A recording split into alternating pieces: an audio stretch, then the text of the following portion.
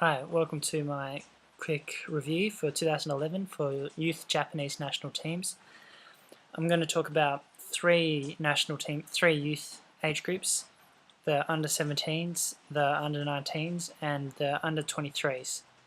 In my next video, I'm going to do a review of women's teams, particularly the Nadeshiko Japan, and after that, I will do the full national team for 2011.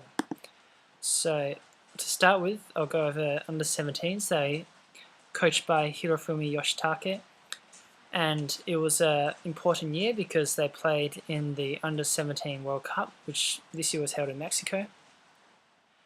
Now traditionally, Japanese teams at this age level have been mentally not very strong, to say the least. If we take the example of 2009, they had a very, very talented team in that side. Players like Takashi Iwanami, for example, and Gaku Shibasaki, who was outstanding. Kenyu Sugimoto.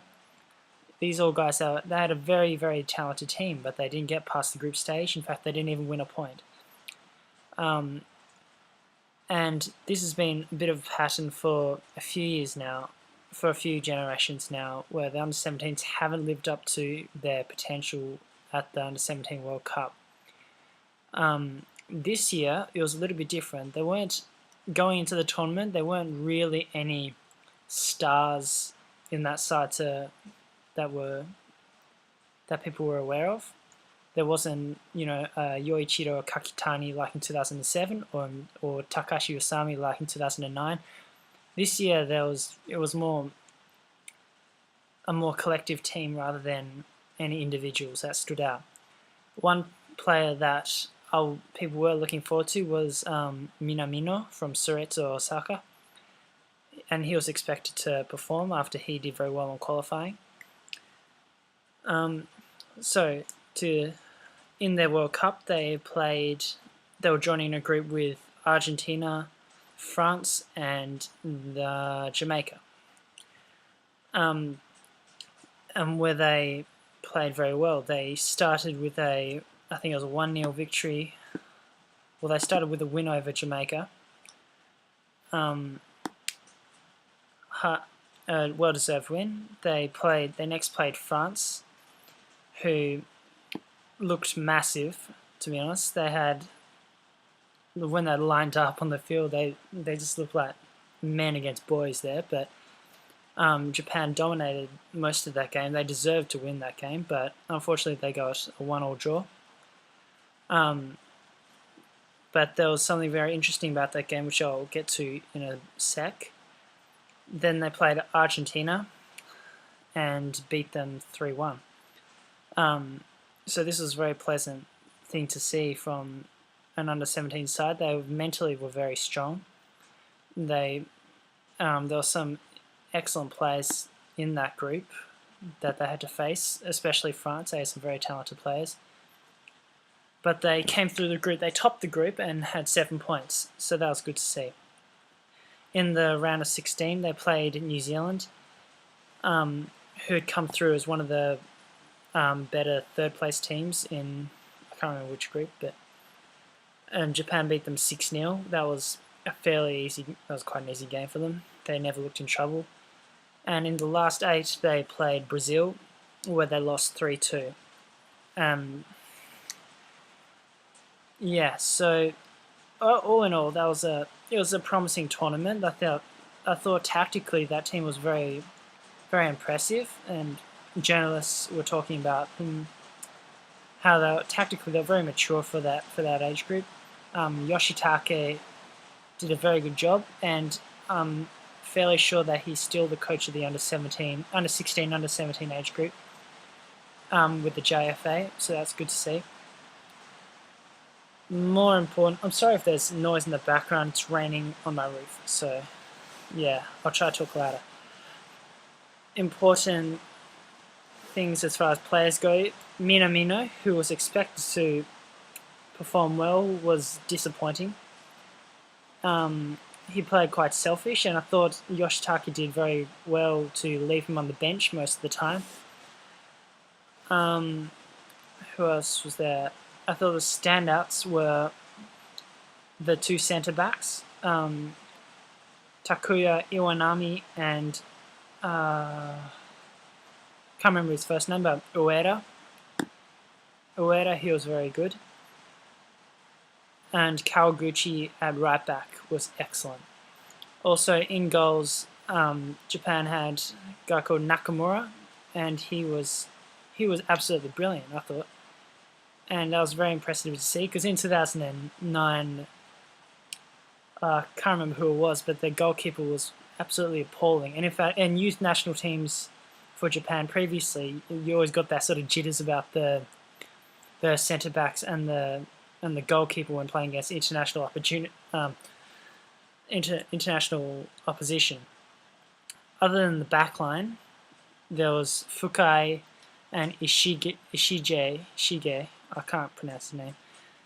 And I thought they were quite impressive, particularly Fukai.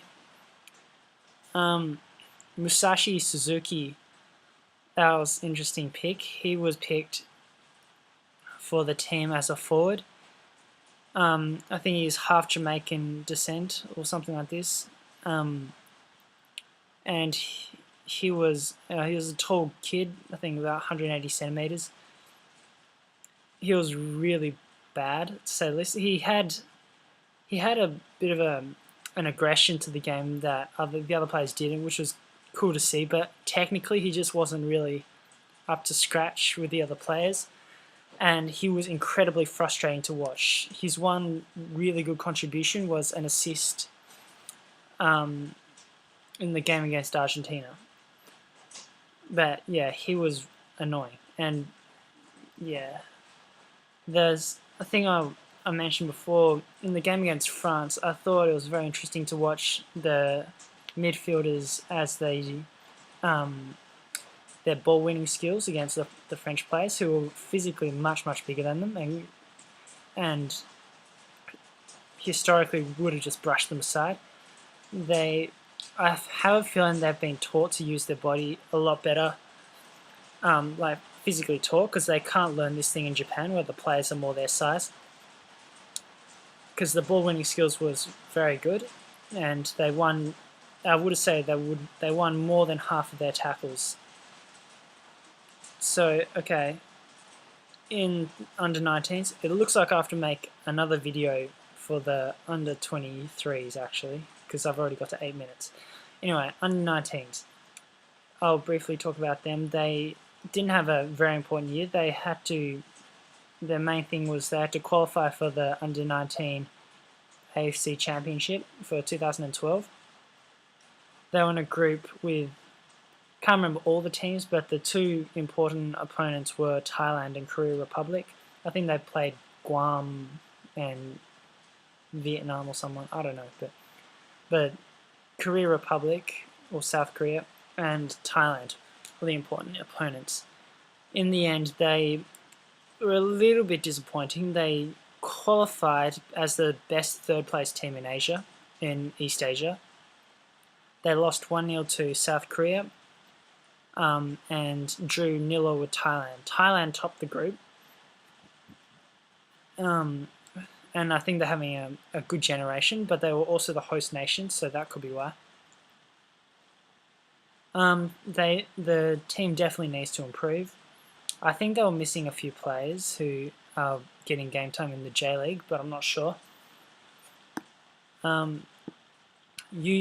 The bright spot was, for this generation in general, is Yuya Kubo, and also possibly some players from the under-17 World Cup who can play in this tournament. But Yuya Kubo is quite exciting. He was a good striker for that team, and he's already a regular with J2 side, Kyoto Sanga. He scored 10 goals in 30 games in his rookie season, which is very good to see. I think it was his rookie season, I'm not sure. But either way, for his age, 10 goals in 30 games is very good. I think this is very crucial age group because the last 2 times they haven't been able to qualify for the Under-20 World Cup, and it's quite an important developmental milestone to play international opposition at Under-20. So it will be very important in 2012 that they make it to the semi-finals, which guarantees them qualification for the Under-20 World Cup in 2013. Youth national teams, I've noticed, I think since this year or this generation onwards, have started incorporating, I think purposefully, 2 tall centre-backs per team. And I think that's been chosen preferentially regardless of quality as shown on the pitch. If you look at like under 14 through to under 19 or so, they have 2 tall centre backs who are at least 6 foot, usually about 184, 185, unless they're under 14, in which case they're still about 180 centimetres tall. I think they've done that as a result of the 2009 Under-17 World Cup, when the Japan centre-backs were obviously quite skilled at winning possession, but they just couldn't match it physically with their opponents. So I think that's a good idea, and as we saw with Ueda and Iwanami, who were both outstanding at the Under-17 World Cup, and are 2 players who I think could go on to represent Japan, particularly Ueda. And I think it's good that they're incorporating these players in now, because I think in a few years' time that'll pay dividends. Alright, so I'm going to do a separate video because this has gone on quite long for the Under-23s. Thank you.